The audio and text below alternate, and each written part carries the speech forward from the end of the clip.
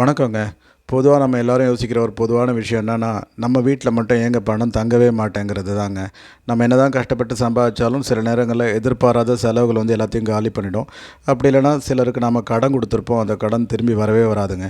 இதெல்லாம் ஏன்னு பார்த்தோம்னா, நம்ம வீட்ல இருக்கிற எதிர்மறை சக்தி தாங்க. அதை எப்படி விரட்டலாம் அப்படின்னு பார்க்கலாங்க. நம்ம வீட்டில் இருக்கிற எதிர்மறை சக்திகளை விரட்டுறதுக்கு குபேர தீப வழிபாடு ஒரு நல்ல தீர்வாக பார்க்கப்படுதுங்க. குபேர தீப வழிபாடு எப்படி செய்கிறது அப்படின்னு பார்க்குறதுக்கு முன்னாடி நம்ம புராணங்களில் சொல்லப்பட்டிருக்கிற நவநிதிகள் அப்படின்னா என்னன்னு பார்க்கலாங்க. இந்த நவநிதிகள் அப்படின்றது சங்கநிதி, பதுமநிதி, மகரநிதி, கச்சபநிதி, மகுடநிதி, நந்தநிதி, நீலநிதி, கர்வநிதி மற்றும் மகாபதுமநிதி அப்படின்னு நவநிதிகளாக அறியப்படுதுங்க. இந்த நவநிதிகளோடவும் மகாலட்சுமியோட அனுகிரகத்தோடவும் வடக்கு திசைக்கு அதிபதியாக இருந்து பக்தர்களுக்கு அனைத்து செல்வங்களையும் அருளித் தருபவர் நம்ம குபேரர் தாங்க. அப்படிப்பட்ட குபேரருக்கு நாம் இந்த குபேர தீபத்தை எப்படி ஏற்றுறது அப்படின்னு பார்க்கலாங்க. நம்ம வீடியோவில் பார்த்துட்ருக்கிற அந்த மூலிகையோட பேர் குபேர மூலி அப்படின்னு அறியப்படுதுங்க. இதுக்கு பெருந்தும்பை, பேய் மிரட்டி அப்படி வேறு சில பெயர்களும் இருக்குங்க.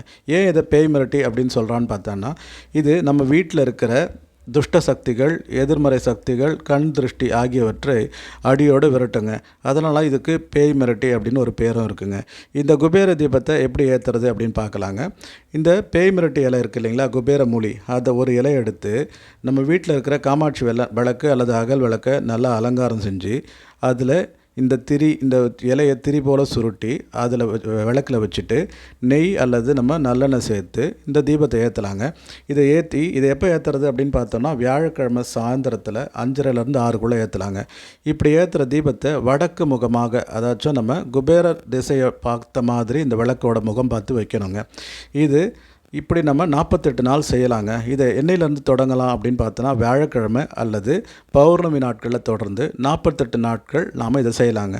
இந்த தீபத்தை ஏற்றும் பொழுது நம்ம மகாலட்சுமி, குபேரரையும் நவநிதிகளையும் மனசில் தியானித்து இந்த தீபத்தை நம்ம ஏற்றும் பொழுது நம்ம வீட்டில் இருக்கிற எதிர்மறை சக்திகள் அடியோடு விலகி நம்ம வீட்டில் செல்வம் பெறுகிறத நாம் பார்க்கலாங்க. மீண்டும் அடுத்த வீடியோவில் சந்திப்போம். நன்றி.